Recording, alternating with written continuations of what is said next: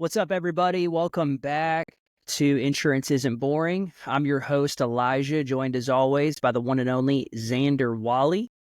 We got a super special guest today, a buddy of mine that I met overseas in Switzerland on a carrier trip, of all places. We've gotten pretty close. We're in a group chat, and we talk about sales all the time. And he's somebody that I've wanted to get on here because he's a freaking machine at what he does. He's super humble about it too, and wanted to bring Jake van Dusen onto the podcast and pick his brain, drop some bombs for you guys to go apply, and we'll just see where this conversation goes. I'm noticing a lot of golf hats, but Jake, how you doing, man? How's your week shaping up, brother? It's going good. Going good? Hell yeah. Just an average Friday. Great. Dude runs 85 appointments a week, so I appreciate you carving out some time to chit chat with us. Real quick, I wanna help paint a picture so that people who tune in know why they should listen to you. So a couple things. One, Jake, how long you been in insurance, brother? 2020 is when I got my license. Okay, so 5 years. I've been doing this longer than you, and you make my numbers look like I'm a part-time agent. You're 28, right? Yep, just turned 28 this month, January 3rd. Nice. You're just like a month older than me. My birthday's in March. And just out of curiosity, man, how much have you sold so far this week? Just to establish some street cred, what do you have for the week so far, man? This week, I think I'm at 14K. Right now. Okay. You got me beat. I'm at 7 applications for 12,300. Xander, where are you at for the week, man? It's pretty good too. Well, it depends how the next 5 hours go. So I've had a slow week. I'm at like 2,500. Okay. If this guy that I talked to an hour ago can get his e-signature done, that'll go up to 11K for the week. So big swing. App. Yeah. Big app. I like That's it. a big one. I like it. Well, Jake's an elite producer and a top producer. He's been doing this for 5 years. What were you doing before you found Symmetry Financial Group, man? Well, I had gotten hired at like the sister company Insura as a dialer. And so I got hired dialing to set appointments at first. And I did that for, I don't know, maybe a year or something like that, maybe 6 months to a year. April 2019 is when I got hired, and I got my license in July of 2020. So dialed for like a year. And then before that, I was just jumping from sales job to sales job, getting fired because I couldn't quite sell enough. So what's something that you used to sell? Man, I don't even know. Dude, I had drugs. I think in 2018, I had like 15 jobs or something like that. Damn. Or from That's 2017 insane. to 2019. 15 jobs in that 3-year period. I used to sell packaging. Do you know those little poopery bottles? The bottles that they come in. One of my coworkers sold that company those just bottles, like spray bottles and stuff. Used to sell. I mean, before I worked there, I worked at a company that sold LLCs. You know, it's kind of like LegalZoom, upselling LLCs and packages and stuff like that. And I don't even remember debt consolidation, done all sorts of stuff. It's the past, dude. Last year you were the number 2 or number 3 producer in the entire company of 5,000 agents last year. What did you finish 2024 at for personal production for the people curious? I think like 700,000, 650, somewhere around there. I don't know. I'm not 100% sure. It's more than I've sold in the last 2 years, bro. Somewhere around there. And you're doing this all door to door, right? You're just knocking doors, walking to neighborhoods left and right. If I was doing this door to door in Arizona. Oh my gosh. I can look at it. No, I'm just buying leads, doing the system. We're gonna dig into that. So over 700 grand in sales. You're doing this 100% virtual, right? Over the phone. Mm-hmm. Yeah, everything's over the phone. I think I've sold maybe 3 in the last year. 3 total appointments maybe I've sold over Zoom. if there was really a problem. But usually I could build trust over the phone, just like, oh, let's go verify the license, So 99% over the phone. I don't do anything over Zoom unless they specifically request it, and will not meet over the phone. And you're all So simplified issue, simple life insurance and mortgage protection, right? 99%. Wow. 99% of it. I sell an odd IUL every once in a while. Yeah. I sold a big IUL last year, but like one or two. I mean, I'll sell some kid ones, get the mortgage protection. Oh, you have kids. Have you ever thought about, can I go that direction sometimes, but not many. Maybe one every other month. I find it, just to backtrack a tad here, you talked about you had a number of sales positions before this. It's no secret that the turnover rate in the insurance industry is high. Like 92% of agents don't make it past their first 12 months. I'm curious what it was about this industry in particular that you're like, hey, I'm planting my flag here, and you've been here ever since. I don't know. Probably because I didn't get fired. Honestly, I got fired from all the other ones. They let me go. I didn't leave willingly. They're like, "Hey, we love you. Wish we could keep you, but you're the worst salesman here." And so, Now you're that's the kind best of how one my here. first. Yeah, that's kind of how the first couple months of insurance sales went, where I would set 10, 15, 20 appointments. I don't think I made a sale for, I believe, 2 to 3 months. Really? I think in the first, from July to December, I think I sold a total of 10,000. And I think the 2 to 3 months of my first year, and I think the 2 to 3 months I sold nothing, maybe one. I remember being just like, new, kid on the way, getting married. Like, what am I going to do? You know what I mean? Yeah. Like, this sucks, dude. And then 2021 was super average. I think, like, not bad, not good. I think I maybe sold $100,000, which is fine. I mean, that's not when it comes to insurance, I think that's great. Like, the average individual selling $100,000 can make it. Good for them. Yeah. And then, I had I think it was October of 2021, where I just was kind of like, so 2020, I was trying all virtual. It didn't work. When I had started making sales is when I started sitting down with clients in person again. And it just like clicked for me. I mean, I don't know why. Like, first person I sat down with after selling maybe one in 3 months, the first person I sat down with, I sold, not because I was good or anything like that, but just purely, I don't know. I just think I'm better in person in general. I think everybody's probably better in person. And, so did in person for like 6 months or so, 6 to 8 months ish. I don't remember exactly, somewhere around there. And then around when my son, like 2 to 3 months after my son was born, and I remember one time we were walking through a Walmart and we were doing okay.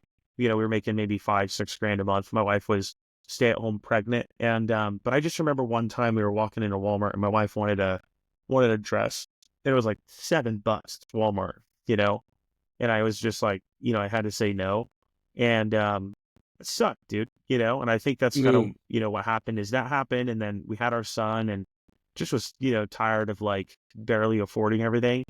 And so somewhere around, I believe it was September, October, and this is also kind of along the time when Assura, because I used to be with Assura, that sister company, that's when they were merging with Symmetry. And around that time period was just kind of when I was like, all right, dude, let's do this. You know what I mean? And I talked to Travis Stevens, and who's my AO or whatever, and was just like, what do I do? And he's like, you know what to do. Like, how much do you want to write? And I was like, double. And he's like, just try doing double what you're doing now. And I was like, okay. I was setting 10 appointments, started setting 20, and kind of went from there. I got that same piece of advice, bro. I don't know if it was from you or somebody else, but I was I did give you that advice. I think you did. Like yeah. 2 weeks ago. You said, were how do talking I a do couple weeks double? ago. And I was like, well, probably just do twice of what you're doing now. It's true, and it's such a simple solution. I think a lot of agents overlook it, and they think that the solution to them selling more is doing something totally different, changing their sales process and all this stuff. And it's like, just do more of what's working and see what happens. And so, Yeah. And the other thing that I think people forget as well is like, if you want to get better, if you actually want to get better, it's not going to be sitting in a mirror, saying your script back to yourself. Like, I think that only helps so much. I mean, if you want to get better, you need to do it more. And if you need to do it more, you need to do it. Like, you have to do it more. And how do I do it more? I buy more leads and do it more. So, I mean, I think people the other thing I think that, like, if there's any, like, problem with the general agent, I want to say problem, I can't think of the right word, but if there's any, like, common issue or lack of understanding that people have, is that they think that they should try and get more out of the leads that they have as opposed to just getting more leads. I mean, it's really like, the way I look at it is like, leads are kind of like, you ever get tacos, get a line, and it's just dry. It just sucks. You don't sit there for 45 minutes like, there's another drop in this line, dude. There's more in it. No, you just go get another one, right? And hopefully that one's hopefully that one's a little bit better. And that's kind of the same thing with leads. But the same thing is like, if you squeeze all the juice out, sure, there might be another sale in that stack of 100, but you have to look at it as like, how much time do you actually have? If you only have, if you're only working 20 hours a week, which some part-time agents are, it's like you're going to get the best use of your time by just getting more leads and getting more effective leads, whether it's A leads or a higher level of B lead or whatever. And all of this is for agents that have been here for at least 6 months, I would say. If you're brand new, like, you should work the hell out of everything as much as you can. Like, you should dial your leads 10, 15 times. But for the agent that in general knows, like, hey, I can set an appointment and get a sale, and I know what that process looks like. If you know what that process looks like and you're confident in doing that advice is for them. For the new agent, you just need to get your hand on any lead you can and dial everything as much as you can. Get your face stomped in by objections, learn how to handle them. Yeah. But anyways. That's good, dude. So let's dive into some of your metrics, because Jake, you're a $15,000 to $20,000 a week producer like clockwork. Every single Wednesday when we're on the national call, you are in the top 10, no matter what. Five. Top 5. Usually top 2. Yeah. And you're not killing yourself to do it. Like, you're not putting in 60, 70-hour work weeks. You travel a lot. We actually met on a carrier trip last year. Shout out to American Amicable. We were in Switzerland. That was a fun one. That was a fun one. And that was my second carrier trip that I ever won. And once you start winning trips, you become the type of person that's like, I'm not going to miss one of these. And later this year, we're going to Portugal, courtesy of American Amicable again. But what I was going to ask is, like, so what does that weekly lead investment look like? And then coupled with that, how many appointments are you running to sell the amount that you're selling? Yeah. So, weekly lead investment's pretty much like $2,000 to $3,000. I think it's like 3, 2,800. Depends on if I have lead credit or anything like that, but it's usually like, I get 30 A leads, 20 call-in leads. I'm assuming Symmetry people are listening to this. 15 MIBs and 15 MICs every week. And I usually... That's a hefty order. Yeah, and I barely work the MIBs and MICs though. I usually the A's and the call-ins fill it up. But again, back to my prior point, I would rather have more than I need than less.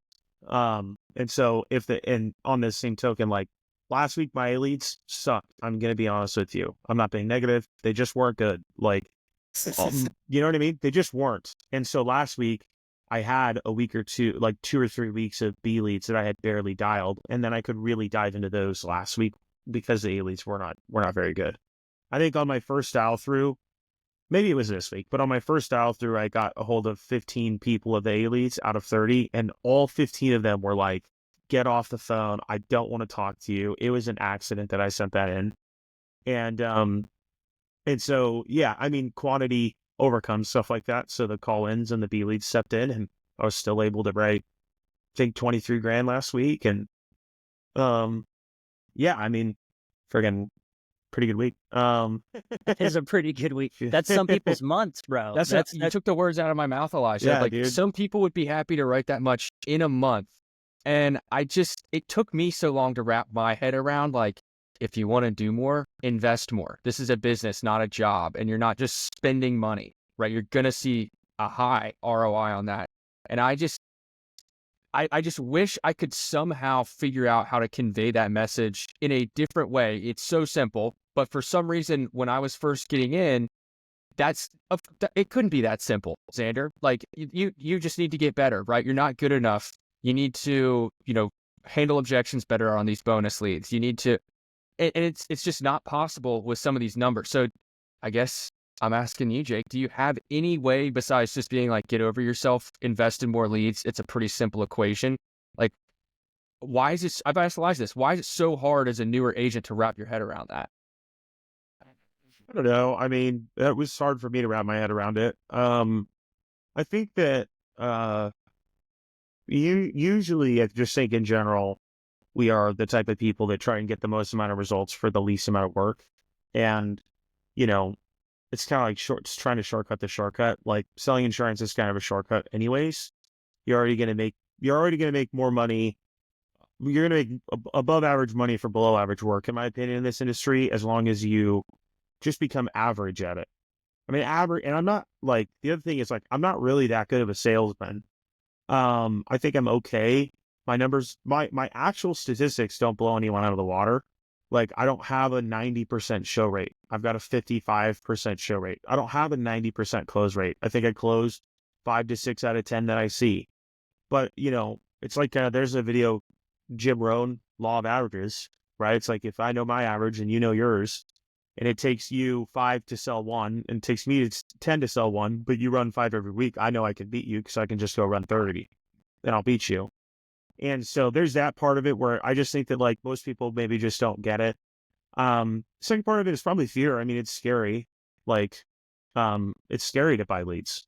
It's scary to, I think the only reason that I stopped being scared of it is because I put money into a business account and put enough for 4 weeks of lead orders, put like 12 to 15 grand in there and go, all right, well, I've got a month worth of leads in there. But before that, it was always scary. I remember one time, this was October 2022 is when I really started rolling. I think it had to have been like February or June. I was issuing 20 to 30 grand a month at the time. Like, really new at doing that though. And I didn't have my finances set up properly. And I'd spend money the second I made it. And I remember one time our rent was $2 grand and I had $2,000 and it was the beginning of the week. And I was spending $1,000 on leads a week at the time.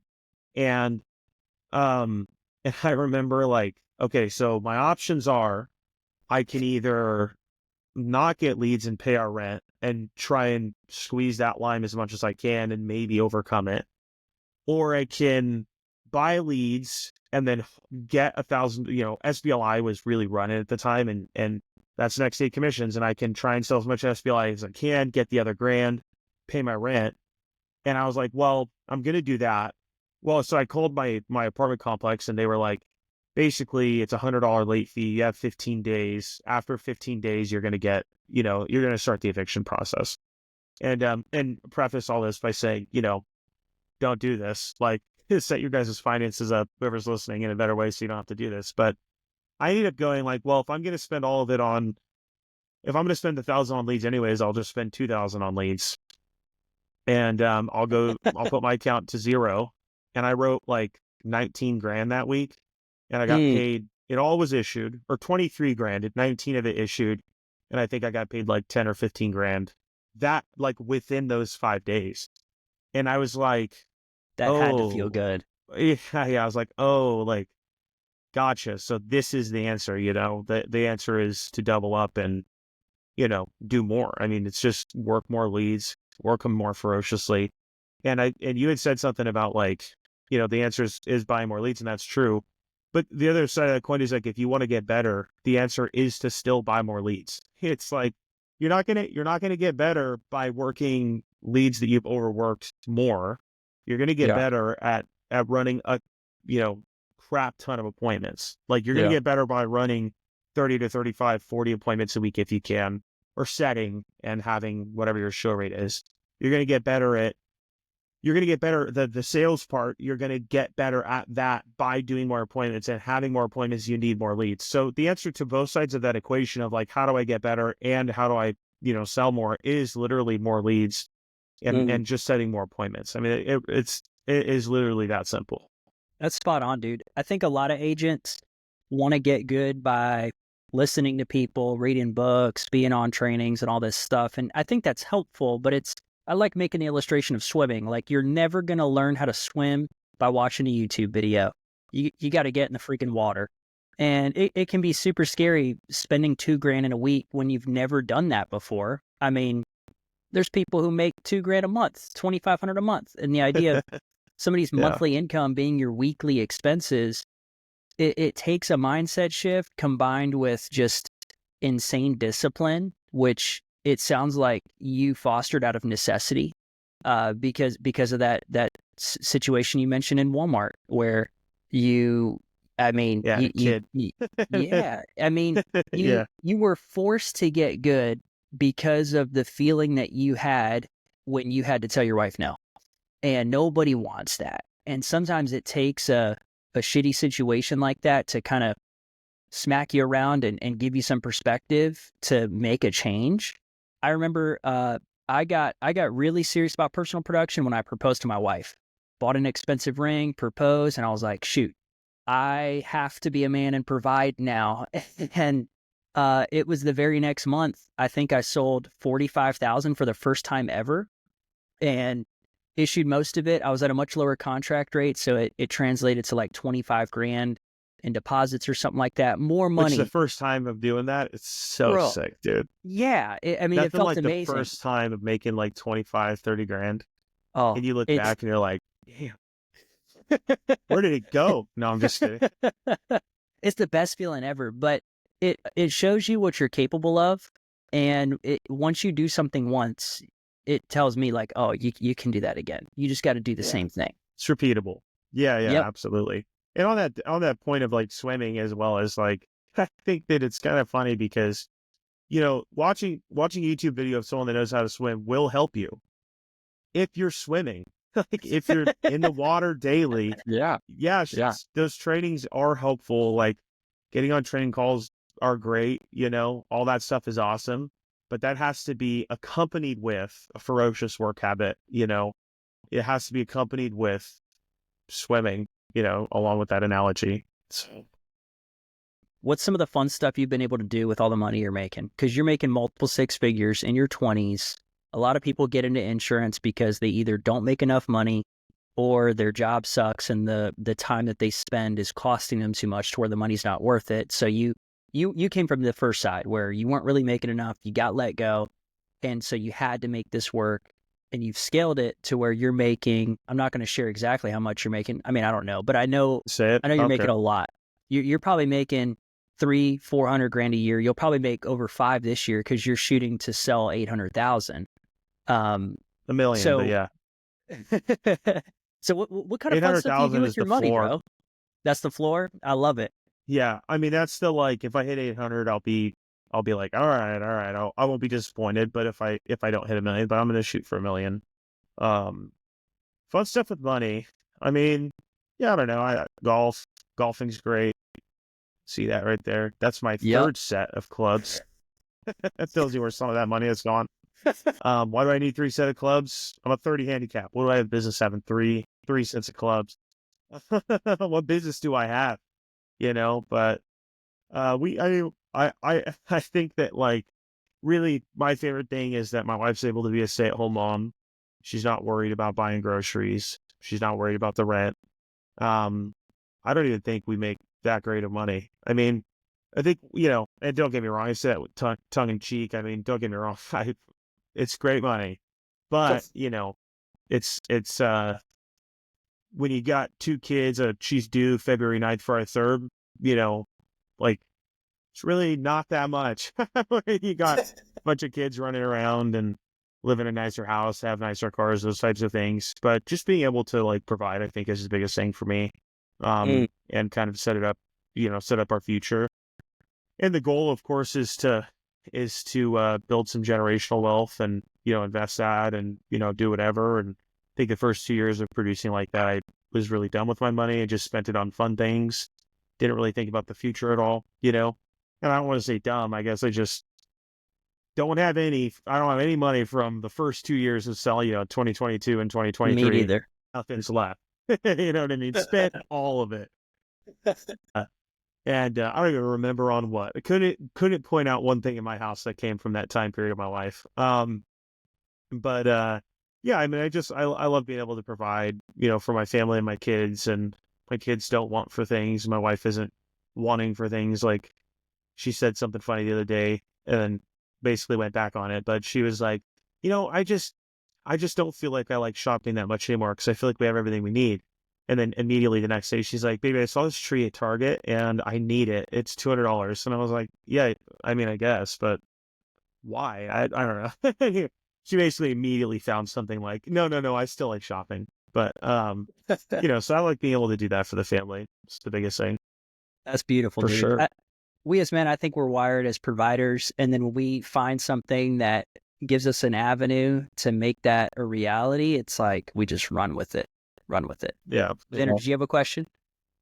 So, I mean, obviously you're a killer producer. And according to Elijah, you haven't decided to venture yet into building, at least not super heavily. And, I talked about this on one of the previous episodes. Almost all of my goals for 2025 were on my personal production. And then we had like the Key Leader Academy. We had Delaney, Jamie Susi talking to us a little bit about what building an army can do for you, and really got me thinking differently about how I'm approaching 2025. And so I'm curious, you mentioned generational wealth. Like, is that something that you've thought about? Any reasons you haven't ventured into the building side of things? I'm really curious about that. Sure. Yeah, I mean, I've thought about it, of course. I just think that, like, I don't know. I don't have a good answer for you. I just don't want to. I don't have not one good answer. I mean, at the end of the day, it just comes down to, like, I really enjoy, like, I'm able to make the amount of money I make and work 20 or 30 hours a week right now. And with my kids as young as they are, I really pride the ability to spend that time with them now. And there's always the flip side of that coin that's like, well, if you build now, then you'll have more time later. And it's like, yeah, but I'd rather have the time now at this point. Right. My son's 3 and he likes playing with Darth Vader with me. And I like to run outside and throw the baseball, and he can't catch it. So it's a little plastic one that bounces off his head every time. But you know what I mean? It's like, at this point in my life, like I really prize that. I think that is like my favorite thing, is walking out and not having to worry that, not having to think about anything, but just being able to walk out, grab lunch with my kids and my wife and go on a walk and, go to this little coffee shop 5 minutes from our house and small stuff like that. And I think the other part of it is, like, I think with the amount of money that I make, I could also just, the other side is, like, I can build a pretty dang good life just investing 10% of it. Yeah. Like, I don't, and I like being really involved in my church. And so that's kind of why I don't really have a good reason of, like, oh, because of, it's just at the end of the day, Yeah. I just really love my life the way it is. And I don't want to sacrifice the income, and I don't want to add anything on top of it. And that's pretty much Right. the only reason right That's now. what's I think beautiful that, about like, this business, right? yeah, you get to choose. And with that being Get to said, pick. I've got some people that are, I'm working with, but it's people that have come to me that have seen, what I've done and kind of go, how much do you make? You know what I mean? Like, what number set of golf clubs is that? Like, Yeah. I think Yeah. that in general as well is a little, draws some people. And how much, you're not working on a Thursday morning, you decided to go golfing. Like, some of Again. that draws some people, but I don't go looking for it, though, to be honest with you. Yeah. I'm not posting online saying, hey, we're hiring or anything like that. I don't go looking for it at all. I just, people that are curious, I answer questions, and they want to, I tell them how. I can relate to that Yeah. a lot, Jake. I dabbled in recruiting a little bit, and the biggest thing that I realized is it's like, personal production is a kick-ass job. Recruiting is a kick-ass business, and it's a totally different workload. It's a totally different set of skills and responsibilities that's required and expenses that come with it.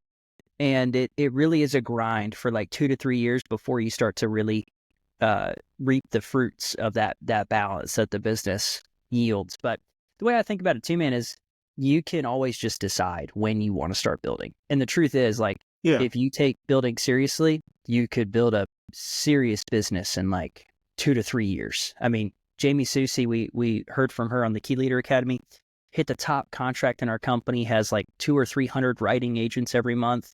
She's been here 4 years. So it's like, that's nothing. Kind of boss. That's pretty sweet. It is boss. So one of the things I wanted to dig into, because one of my favorite aspects of working with Symmetry Financial Group is all of the sick carrier trips we get to go on. We get to travel a lot, exotic locations, 5-star resorts. It's all paid for by the insurance company. Dude, you and I met in Interlaken, Switzerland, of all places. Do you have a favorite carrier trip that you've been on? And then also this year, which one is like your number? You're going to qualify for several, but what's your number one trip that you're shooting for this year? Yeah. Favorite trip I've been on, I've had to say no to a couple, sadly. And I'm saying no to a bunch more. I mean, the timing on the birth of our children has gotten in the way of like 6. So a little bit of a bummer, but the favorite one I've been on so far, I think, is the most recent one, Whistler, Canada, with Americo. Not because of Whistler, I just think that like that's my wife and I's anniversary is that beginning December, and it was mostly like it was the trip that we went on that we were like, dude, we're not really gonna hang out with anyone. Let's just do us, let's hang out together. And dude, Whistler's amazing, I need Whistler's to go. cool to do that. And so I think the one that I'm probably the most excited for is America is doing another one. I think it's Iceland or Greenland. And it's around our anniversary, and I'm gonna do the same thing. And I'm gonna say, love you, Symmetry peeps, but leave me alone. I'm gonna hang out with my wife. I would love to come hang out with you at some other trip, maybe. Interlaken this year we met was great. I mean, Switzerland is incredible. I think what's cool about the carrier trips is the hotels, man. Like they're not putting you up in Motel 6, dude. You're like the Four Seasons in Whistler. It was like, dude, the whole time we were like, dude, let's just go back. Let's go hang at the hotel.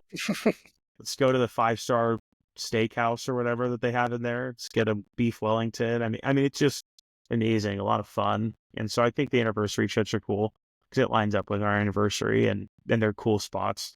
I'll tell you one I didn't like. I think that one's funny. Yeah, I did not like going to Buenos Aires. I did not love that trip. But there's a couple things that played into it. It wasn't American Amicable's fault, but part of it was like Buenos Aires feels like, if anybody's ever played Call of Duty, like the original Modern Warfare 2, dude, Buenos Aires felt like favela. The favelas. I'm gonna get in trouble for saying this, dude. We pull in, we fly in, we get into a car, and every other carrier trip I've ever been on, and also we were late. Our flight got diverted. We showed up a day late or 2 days late, so this is probably why. But when we came in, they put us in like a 1999 Toyota Corolla, like to get us to the hotel. And driving to the hotel, you're like, we were like looking around, we're like, dude, I am fine to go back home, honestly. And the hotel was fine. I mean, the hotel was okay. It's probably a nice hotel for that area. And then afterwards, I just heard from a bunch of people about how dangerous Buenos Aires was at night. And I was like, dude, it's fun. The steak was good. Don't get me wrong. The food was good. We had a good time. But of my characters, this was my least favorite. It was hilarious. I don't know if I would go back to Buenos Aires specifically again. Argentina, there's other parts of Argentina I'd love to visit.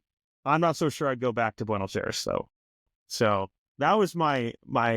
I've heard other people that had a lot of fun going to that one. That one I did not love though, and so kind of funny, but that's good.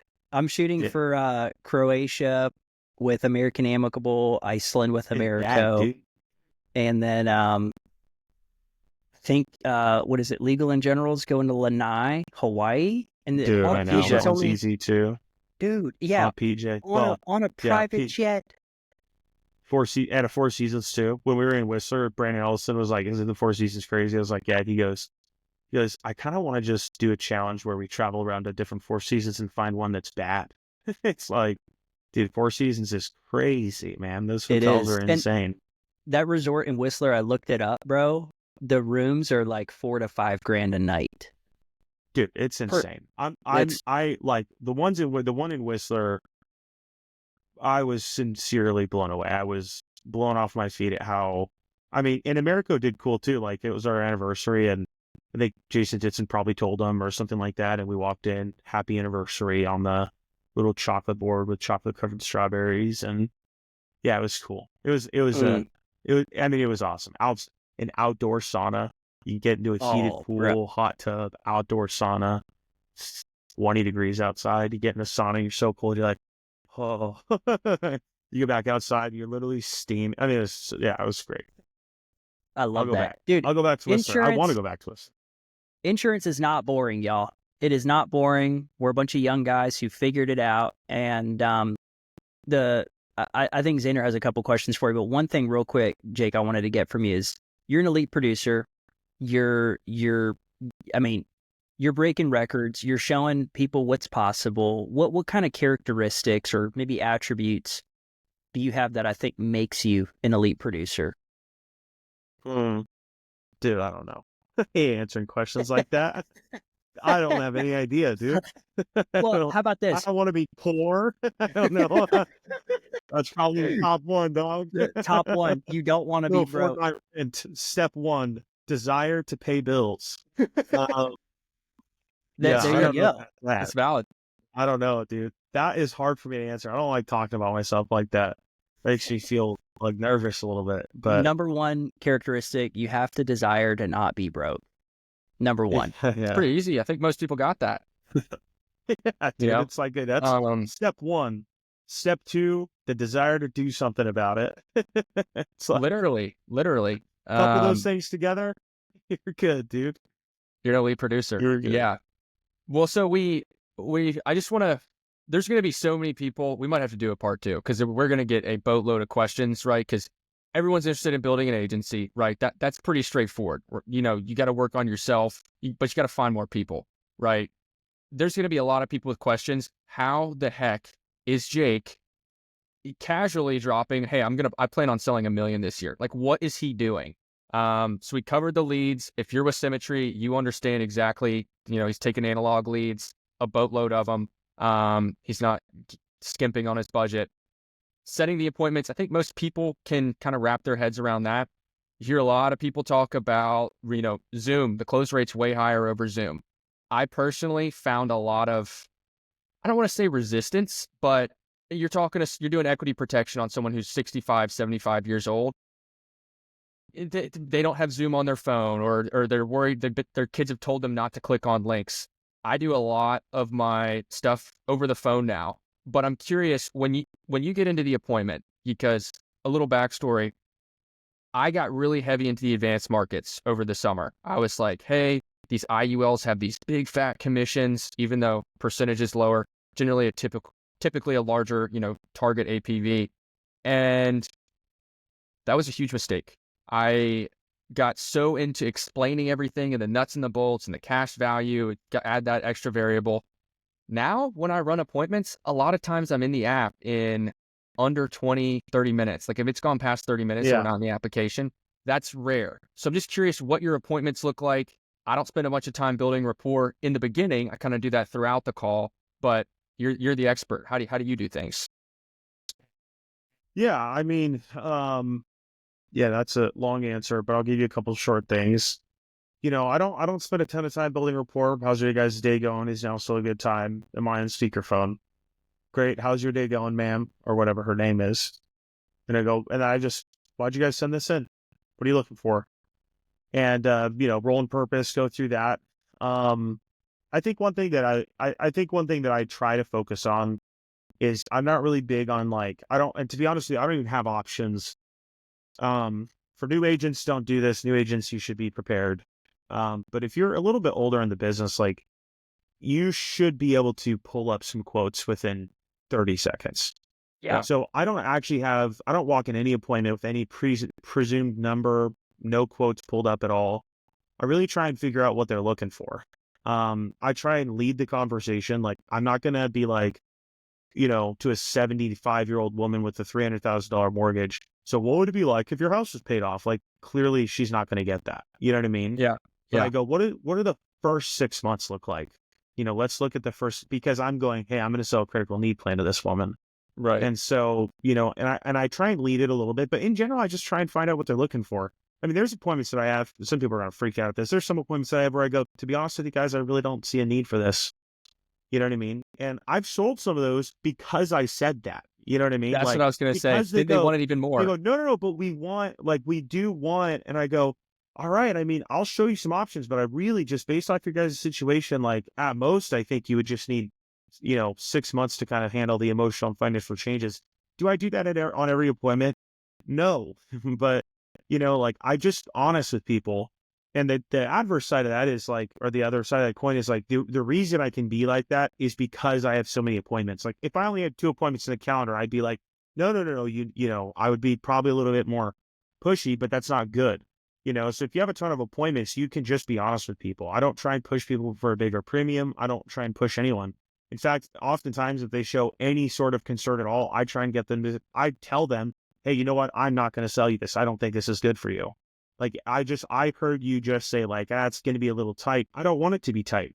I want you to be able to afford this reasonably. I want it to fit in your budget. I don't want you to pay 6 months of premiums and then cancel it because it's unaffordable anyways. And now you wasted 6 months of premiums, and so I just try and find out what works for people. I do a full FIF. I know a lot of Symmetry doesn't do that. I do a full FIF right after I confirm their health. Get an FIF form, fill out the whole thing. If you want to sell advanced market stuff, do it after you get the mortgage protection sale. Do it after you got the deal. You have the FIF. You can literally, once you're wrapping up, you can pull your FIF back out and go, gosh, you guys have a lot of debt. Do you ever feel like that negatively affects your ability to plan for retirement? Yes. That's good. Look, we've got a division of our company, and you send it to a subject matter expert and get the 40%, 30% rip anyways. And so if you don't know how to do it, if you do know how to do it, you go, look, I can specialize in helping people get debt free or whatever, X, Y, and Z. But do it after you get the sale, right? Do it after the yes or a no. You know what I mean? Do it after you already go through the normal mortgage protection. Like, stay profitable. Like, the issue that I found with a lot of people that try and do advanced market stuff on the front end is it's hard to be profitable because you're spending a bunch of money and you're just not getting sales because you're focused on selling something that's a little bit more difficult to sell. You know what I mean? It's a little bit more difficult for people to understand. And so just try and ask for what they're looking for, show them what they're looking for. And at the end of the day, most people, if they are looking for it and it can fit in their budget, they're going to buy it. You know what I mean? Right. I mean, it's not, I don't get a lot of objections around like, this isn't what we were looking for or whatever. I get a lot of like, all right, I just don't know. Like, that's kind of what I do. I mean, I don't know if that answers the question. Frankly, I forgot the question, but no, that's a great answer. And hearing you say that is just funny because, I got licensed with all the carriers to do annuities, the participating whole life, all of those. And then I come back to, I've got a team and I got to look at what's scalable. And now, dude, I love the positioning of the FIF. Look, I'm an expert in the mortgage protection. We've got another division of the company that handles, getting that mortgage paid down faster, protecting retirement for the future, whatever. And then I can just hand it off to someone who actually specializes in that and focus on just doing more mortgage protection and helping more agents figure it. Yeah. Yeah, and you still get, like, if you find it, if you prefer a good annuity, you'll still get a great commission on it. It's not like, oh yeah, you know what I mean? Yeah. And you can focus on just doing your thing. That's my opinion. That's what I like to do. I know some people like doing advanced market stuff. And I know, like, the other thing is, like, you could have your team refer their advanced market stuff to you. Like, if you want to build a team, and I know that some people have done that. And so I personally, like, I've had some people ask me, like, why don't you sell advanced market? It's like, because, dude, what I'm doing works. Right. What I'm doing works. Why would I change what I'm doing? I love what I'm doing. There's no cracks in the foundation. There's no cracks in the wheel. I'm going to just keep doing what I'm doing. And when I come across annuities, I'll refer them to someone else. You know what I mean? I'll give them, it's all, I'm okay without I'm okay not making, I know it sounds ridiculous, but I'm okay not making the $100,000 on it. I'm okay with just taking 30 if that's how big the annuity commission is or whatever. You know, because I don't want to take the time and become, unfocused on the thing that I'm actually good at. You know what I mean? That right there. I'm good at what I do, and so I'm going to keep doing what I'm good at. That's gold right there. A lot of new people, man, they get shiny object syndrome. They're like, oh, IULs are awesome. Debt-free life is awesome. Infinite banking, shiny object annuities. syndrome is so dangerous. Warning for new people. Don't look at outside resources. Don't look at hiring a dialer. Don't. Just get really freaking good at selling mortgage protection. Get good at doing the process. I will not say a name, but there are people that I know that are like pretty new, or they were newer, and they get shiny object syndrome about everything. Oh, I found a dialer in the Philippines. It's only $5 an hour. Oh, I found a new lead source. It's only $2,000 to get started. And then they're only $5 lead. And all of them suck. They all suck. You want to know what works? What works is selling mortgage protection, buying B leads, buying A leads, making phone calls, setting appointments. Like, don't try and shortcut the shortcut.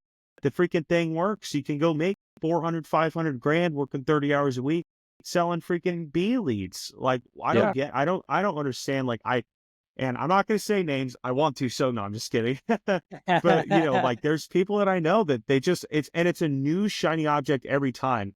And I had a conversation one time where they were like, look, I disagree with the way you do things. And I was like, why? It's like, how much did you make last year? They're like, oh, I went negative 15 grand. I was like, I made $350,000. And you have the audacity to tell me you disagree with what I'm doing? That's crazy. It's Facts. insane. Yeah. So it's like, look, like, get really, really good at, and here's the other thing. Like, if you want to go hire a dialer, to train a dialer properly, you got to be a good dialer. And you also have to be profitable to have the money to take the time to find 2 to 3 that are actually good at dialing. Like that, dude, finding a dialer is hard. Bro. I think it's harder to find a dialer than it is to sell 20 grand insurance. Like, finding a good dialer, because guess what? They're going to become good at dialing. They're just going to get their insurance license and start selling insurance anyways. That's what happened to me. I just was like, this is the hardest part of the business. I can set 30 appointments a week. This is easy. You know what I mean? So I don't know. Like, that's my opinion. Don't get shiny object syndrome. There's a lot of stuff in Symmetry. And to be honest with you, I think for 90% of people, they should just go onto Opt. They should go buy MIB, MIC, CIB, CIC, and set 20 appointments a week, every single week for 3 months straight, and then pick your head up and start thinking about stuff like that. Like, go issue 20 grand 3 months in a row, and then start thinking about it. Right. But if you can't even issue 20 grand consistently, like, there's no reason for you to be thinking about anything other than building and producing. You know what I mean? Like, those are the only two things if you're below 20 grand issue consistently. And that, I'm not saying once, I'm saying if you can pick up a pen and issue 20 grand, 100% guaranteed, sure, go ahead and look at stuff like that. But if you can't do that, there's no reason to do it. Just do the basics. You got to get advanced at the basics before you try to make changes to stuff. And that's what you're talking about. Read the slide edge. Yeah. Bro, we talk about that. Master the mundane, dude. Yeah. Every week we talk about that. Ironically, the name of this podcast is that insurance isn't boring. And I guess my recommendation would be that you should make it boring. Like, get really good at it, make it boring. Yeah, keep it super simple. In my opinion. That's just my opinion. Yeah. So it works. Got to be 10,000 hours to become a master, right?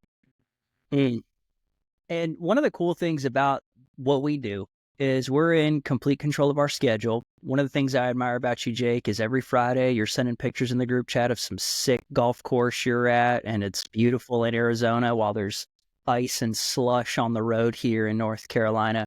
How often do you play golf, and what's the best course you've played recently? Man, the best course I've played, I could tell you my favorite course is Dinosaur Mountain, Gold Canyon, beautiful course. A lot of hills, very difficult for a 30 handicap, but I have a good time. How many balls did you lose when you played there? A million, all of them. I lost everyone in my bag. Started playing with range had to balls. resort. No, I was just about to say, you grabbed your range bucket. You got me those two little stripy ones. Actually, I'm pretty decent at Dial Mountain not losing balls anymore because I know where to miss it with like the way I hit it. I still don't play good. Like I'll chunk wedges, hit them 5 yards ahead of me, and be like, oh, you know what I mean? But Dial Mountain's fun. Los Andes is fun. Hard course though. Los Andes is tough, dude. For the longest time, Los Andes was the toughest course in Arizona. Super unforgiving.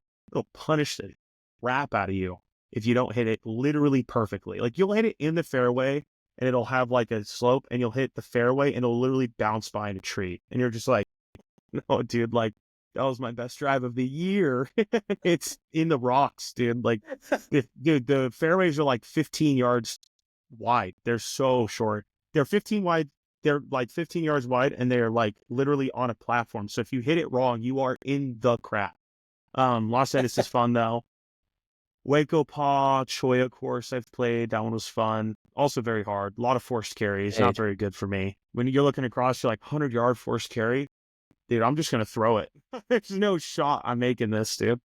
But a lot of fun courses. I mean, golf in Arizona at this time of year, it's like, it's why people live here, really. I like to try to get out there like once a week, probably. That's pretty sick. My favorite golf course I've played is Mount Aulani on the Big Island of Hawaii. It was on a carrier trip, my first carrier trip ever. Yeah, there's like literal lava formations that are hard. You're playing right next to the Pacific Ocean. It's unreal. Do you feel Mount Aulani or Mount Aulani? Check it out, dude. Check it out. It's on the Big Island. Xander, what about you, bro? We got to play in Costa Rica a couple months ago. What's the best course you played recently, dude? I mean, that course was immaculate. Yeah, that was pretty nice. I mean, I'm simple. I like it when the turn is nice and the cart girl is showing up. Like, I don't really drink that much, except for when I'm on the golf course. I'm with a group of people that I like. One of my buddies was giving me a hard time, like before I moved to Charleston. Yeah, we had like a group trip down here, and we would get like 2 double transfusions per person every time we saw the cart girl. And like, dude, by the 15th, 16th hole, like I didn't know which way was up. That's like, I like the experience of being with guys that I like, having a good time. You're not going to get in trouble when you've got a shuttle to take you back to the Airbnb. So I'm usually there for the vibes. I'm pretty bad. Dude, I literally never drink unless I'm on a golf course. I don't have alcohol in my house. I don't get a drink at a restaurant. But all of a sudden, I'm freaking golfing with Grant Lieber, and he's like, "Come on, do a shot." I'm like, "All right, dude, I'll do a shot." I'm like, "You chose Fireball, like," and because I don't drink, I am a total wuss. Dude, you know what I mean? Make all the faces, complain about it. Oh, dude, I'm the worst. Are you kidding me? And he's like, "Let's do a shot of Fireball." I'm like, "We can't make this something like a little bit." This is the worst offender. This is the worst offender. This one tastes the worst, in my opinion. And yeah, dude, I don't drink at all unless I'm on a golf course. And then I'm like, all right, I'll have a beer. Exactly how I am. Yeah. All right, fine, I'll do it. I'm similar in that regard.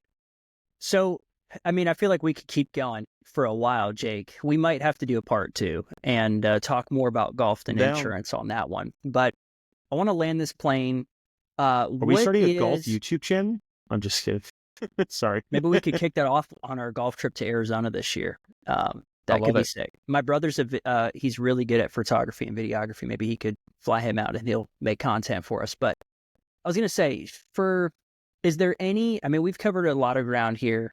What advice would you give to your younger self at the early stages? Like, you just got your insurance license. What do you wish you would have known? Because, I mean, you've come a long way. You went from making $12 or $13 an hour dialing for an insurance agent to making multiple 6 figures doing insurance. What do you wish you would have known, man? What would you would have told yourself if you could have a conversation with yourself in 2020? Yeah, I mean, look, it's the same advice I give to anybody that's like new or been around and struggling, or anyone that's been around and is like, how do I, what do I do?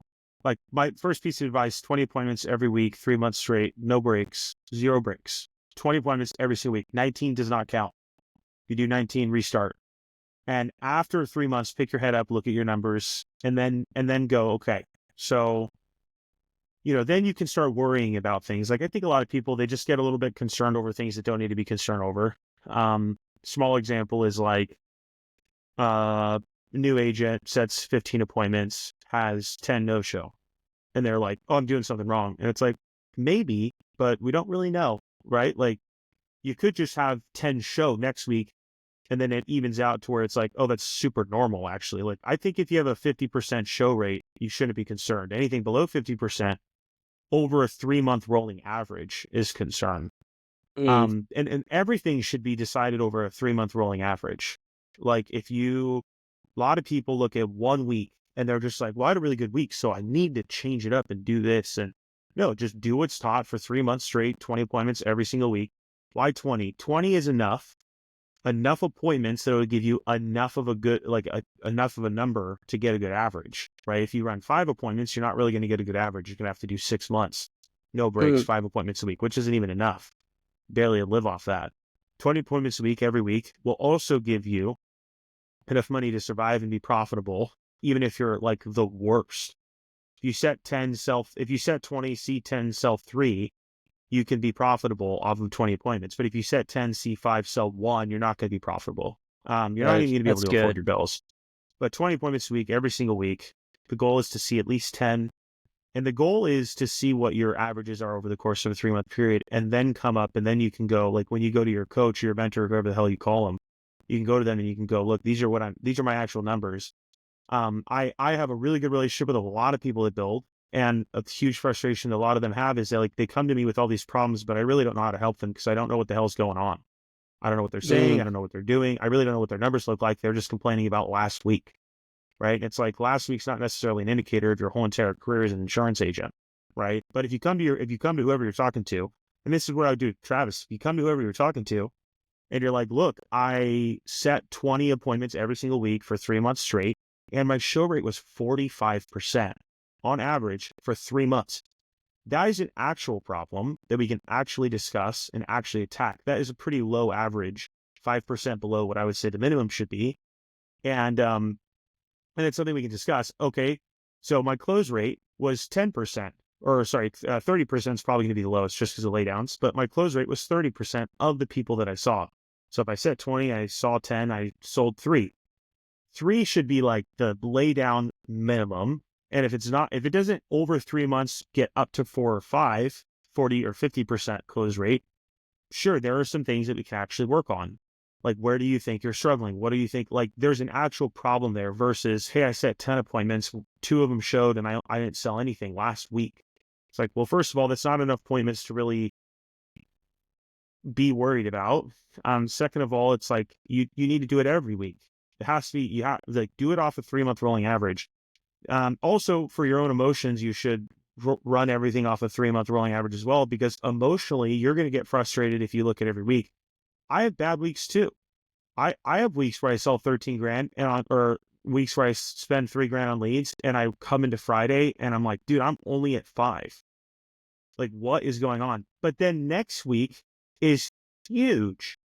And it's like people tend to get too excited about big weeks and too bummed about bad weeks. Like, let's look at the average. Let's take a 3-month rolling average and just stay super emotionally even keel. Like take the ups and the downs of the week out of it and just go, well, yeah, that week was bad, but over the past 3 months, I've been on average 10 grand or 20 grand or whatever my goal is. And, or maybe it's a little lower than your, and then you can actually go, you actually have something to base it off of if you use a 3-month rolling average. If you don't use a 3-month rolling average, it's pure emotion. I mean, it's just purely, I feel sad about this, or I feel bad about this, or I feel like this isn't working. And it's like, I mean, if you want to run your business like that, fine, but just know that no other business in the world does that. Every other business in the world is like, here's how our quarter is looking. Right? Last quarter was not that good. This is the adjustments we need to make for this quarter. So if you want to treat this thing like an actual business, you want to treat this thing like you want to make some legitimate money, like you have to treat it like a business and just do it by the quarter, or at least a 3-month average. It's not hard either. Start an Excel spreadsheet. Week 1, set, seen, sold, APV. You know what I mean? Keep and it then simple. Percentage. Just keep it super simple. Get your 3-month averages, and you'll be you'll be rolling, and so, yeah. Well, Jake, you've been a wealth of wisdom, brother. I appreciate you carving out a little bit of time. Obviously, you're busy running 800 appointments a week, and I wish, dude. I appreciate you pouring into the people. Time for that. We're going to get some good feedback on this episode. I can feel it, and I think we're going to get a bunch of follow-up questions. So if we decide to do a part 2, or they'll see me and they'll be like, "This guy, dude, the last guy was Edward Pritchett. This guy, dude, this guy's nobody." I doubt it. I agree with that. I don't think that's the response we're going to playing. get. But dude, I appreciate you a ton, and I'll talk to you later, homie. Thanks, Jake. See you guys. Of course, see you guys later.